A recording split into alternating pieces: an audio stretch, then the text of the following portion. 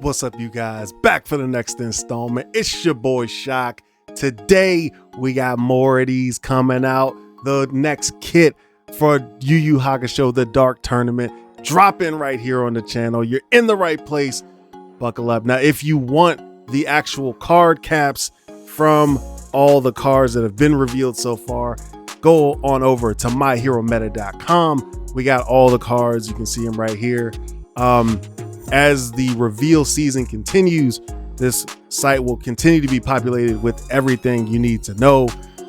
If you're just starting out the game, welcome in. I'm going to try to do my best to give you some general analysis of the kit, but also a few pointers of what cards they synergize with and how you can really get started if this is your kind of guy.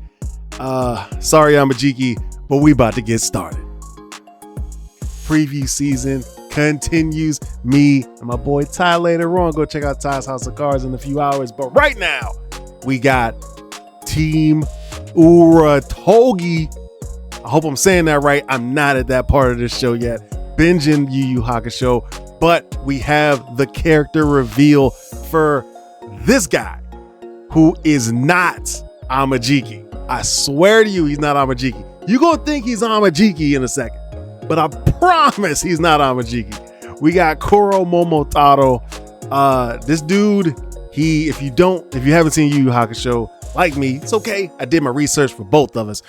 He gets his powers from eating dumplings. He has 3 different armor sets that he can put on, as you're going to see in his attacks in just a minute.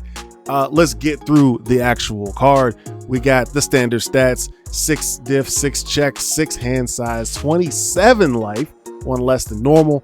The normal block mod. It says before the game begins, we're going to search the deck for a card with armor in its name and add it to your momentum face up. So we're starting the game with the momentum. You're going to have 3 different options. As I said a second ago, we're going to get into that in a second. Now, Kuro also has the ability to memorize pain, so he doesn't take the same pain twice. You got to hit him from a different angle. What's that mean in here? Well, enhance. Once per turn, if your rival has played 2 or more copies of this attack, it gets -5 damage. So -5 damage, a ton. How often is your opponent playing 2 attacks on the same turn? Less than half of the time, I'd say. But you're going to have that pressure put on your opponent without them actually playing the second attack. So what's that mean? They're going to have 2 copies of an attack in their hand, and they're going to know that second one isn't going to walk. So you're going to be applying pressure for free all the time. It's not that much of a buff, but it is something to consider. Now, the last enhance, we have if you have a face-up copy of this attack in your momentum, this attack gets +1 speed and +2 damage. So you're going to want to be storing as many attacks as you can in your momentum. Not even going to talk about that. We're going to go to the first attack, and let's see what we got. Now, as I start with Armor of the Ape, I do realize I missed one important part of the character card. This character is on Air, Chaos, and Earth. Now, I think the playstyle changes a little bit if you have the 2 symbols that are possible for this card. That's Chaos and that's Earth. I think that Chaos is the only viable, trying to be good strategy. So we're going to talk about mostly Chaos in this video. However, if you are on Earth, I think you're going to start with Armor of the Ape in your momentum. If you're on Chaos, just forget I said that.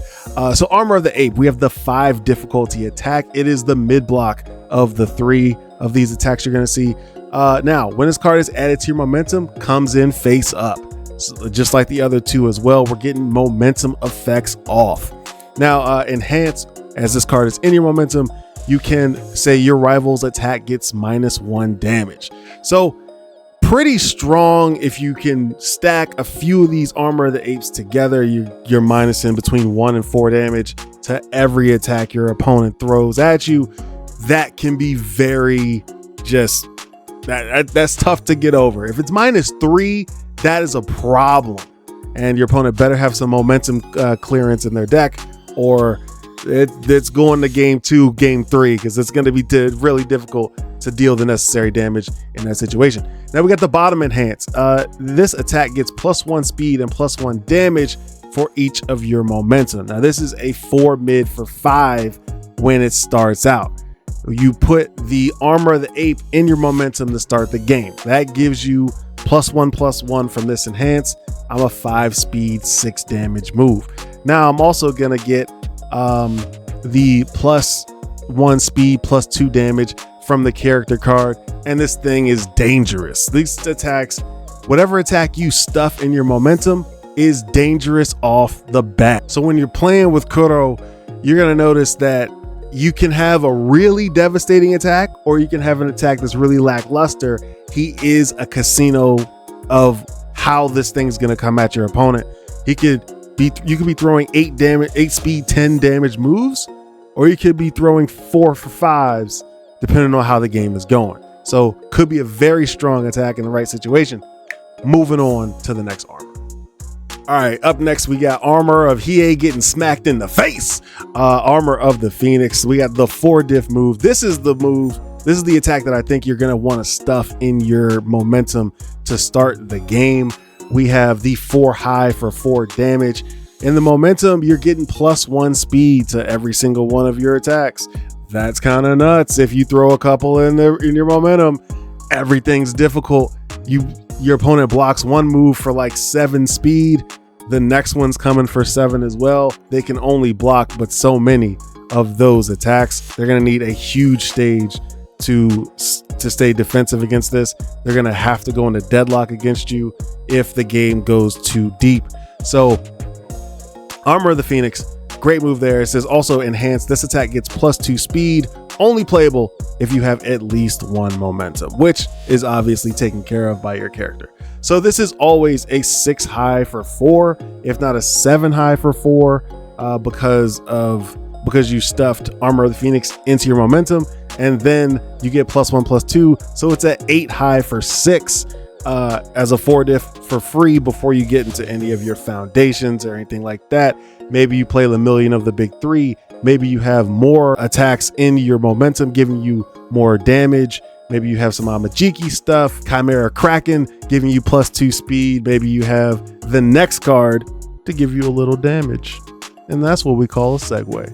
All right, so next up we have Armor of the Wolf, the last of the 3 armors that Kuro has access to via his dumplings. Now when this card gets in the momentum, it will give you +1 damage.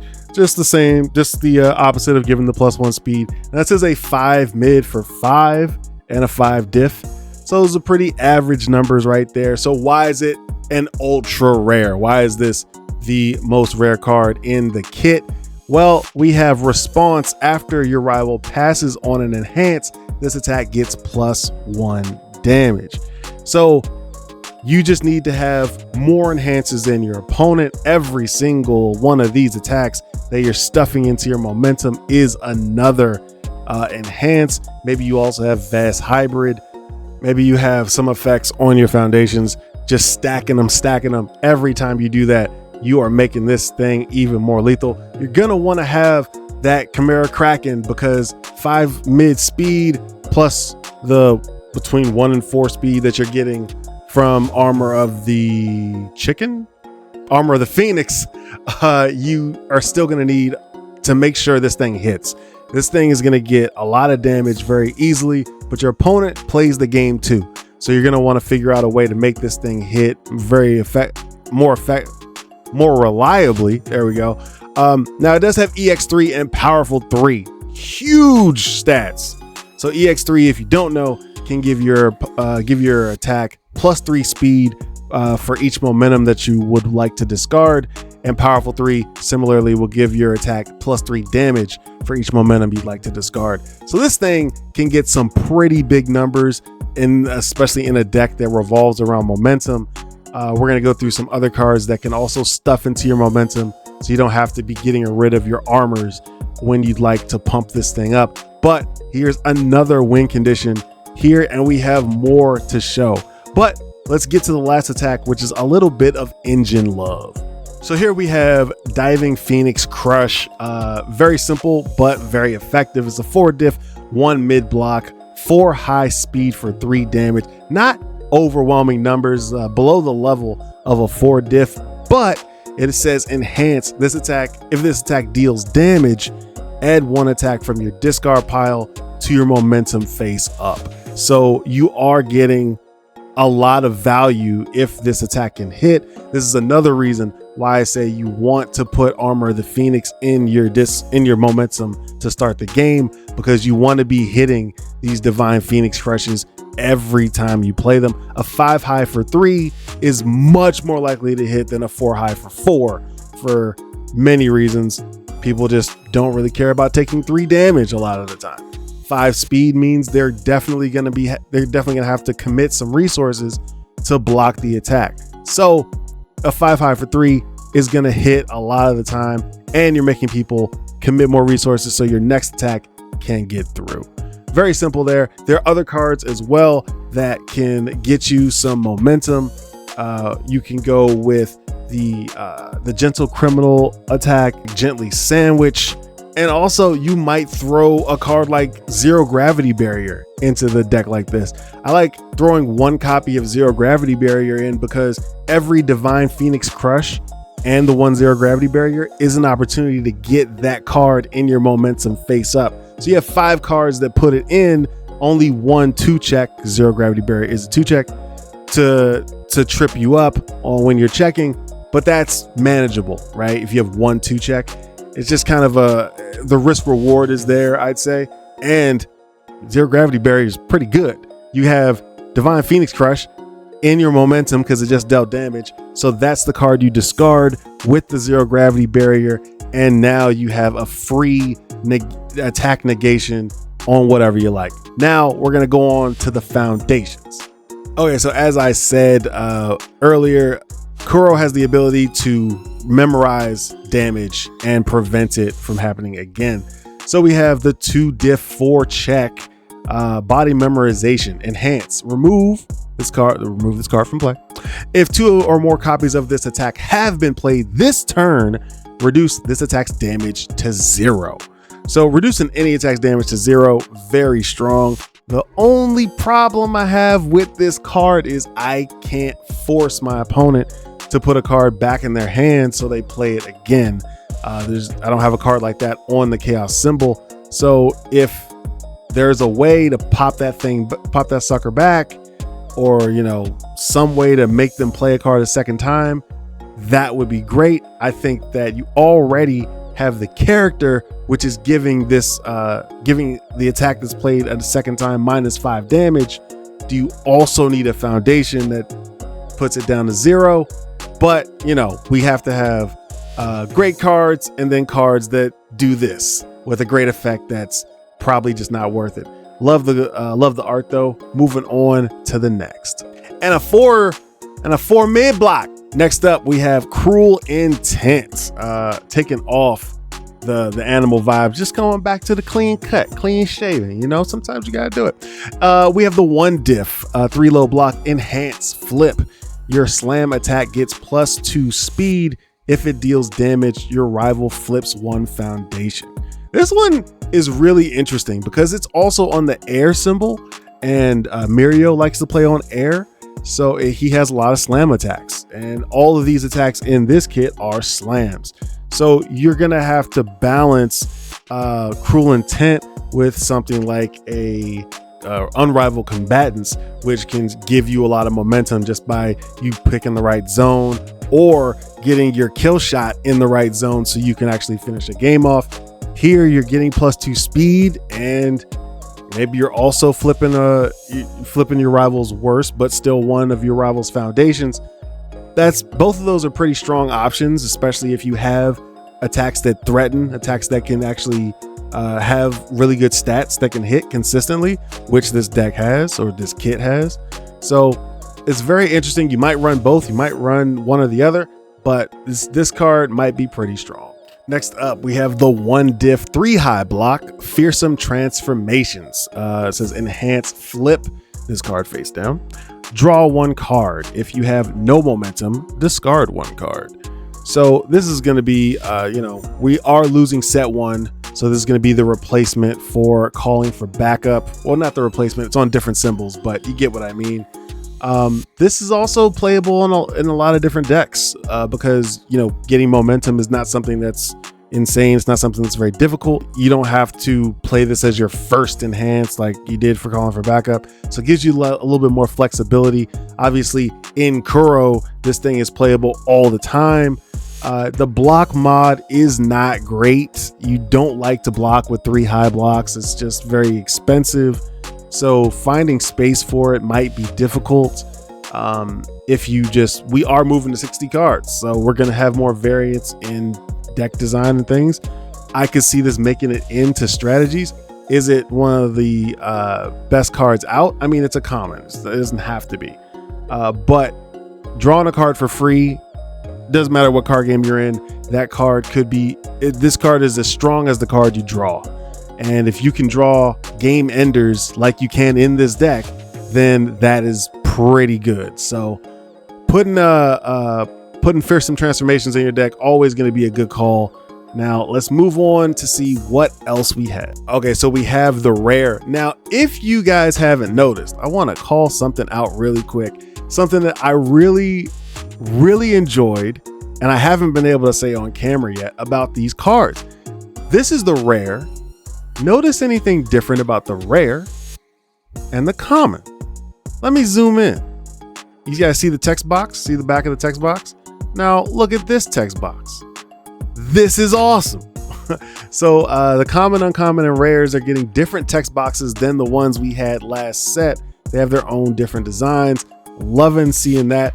It would be awesome if that's like a per set thing, or maybe they're just getting in their groove and they're getting the text box actually where they want it. The ones last set were a little plain, so I like seeing this a little bit more jazzed up with the, I don't know if that's like a drop in the pond or something, but they look awesome.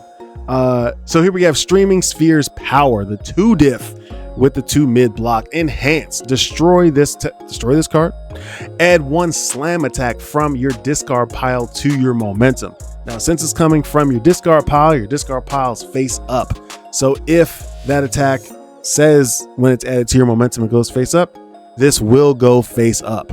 So you're adding anything, any of these attacks that we've said so far in there, very necessary to the strategy, and making sure that you can stay on schedule and get to a kill turn as quickly as possible.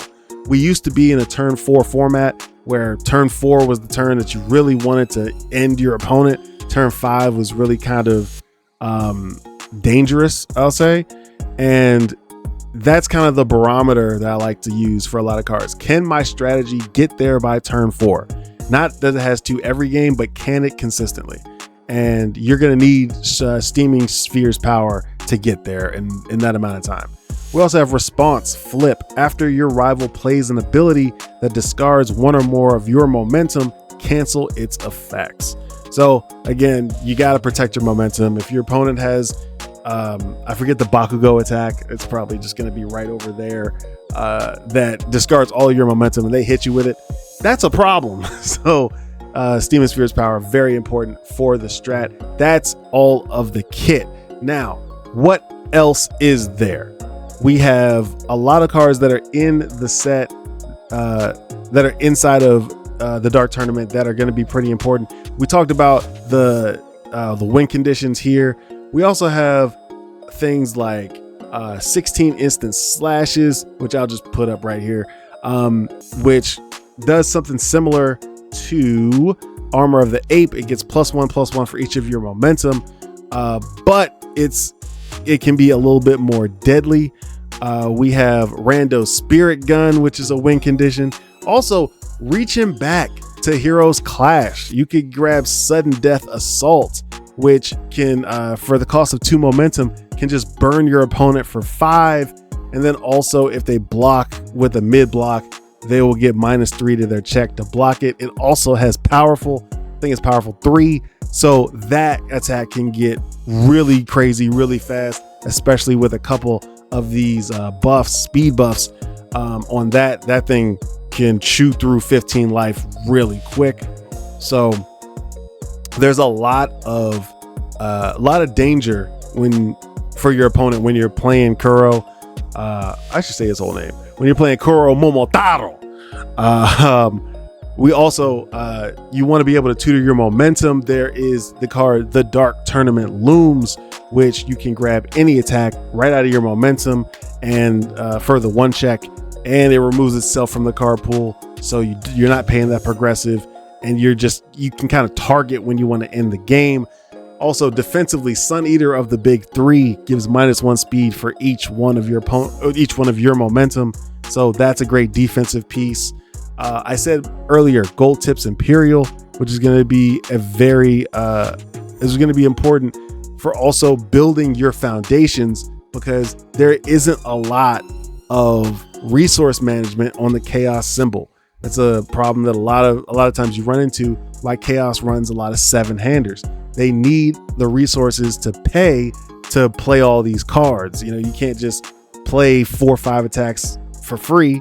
It's not going to work out. So you want to play like Impact Recoil and things like that, so you can make sure that you are staying on schedule and building effectively. So that's all I had for this guy. The rating I give him, I think he could be very interesting. I think he is a LGS champion level character. I don't expect to see him winning Worlds next year, but this is Universus, and everybody gets some shine. Somebody's gonna shine with Kuro Momotaro, and I'm gonna be there to see it. I will be at every regional all year this year. I can't wait to see all you guys and just show some love to the Dark Tournament. It's a pivotal year. Everything's changing. I see you guys on the tables. Peace.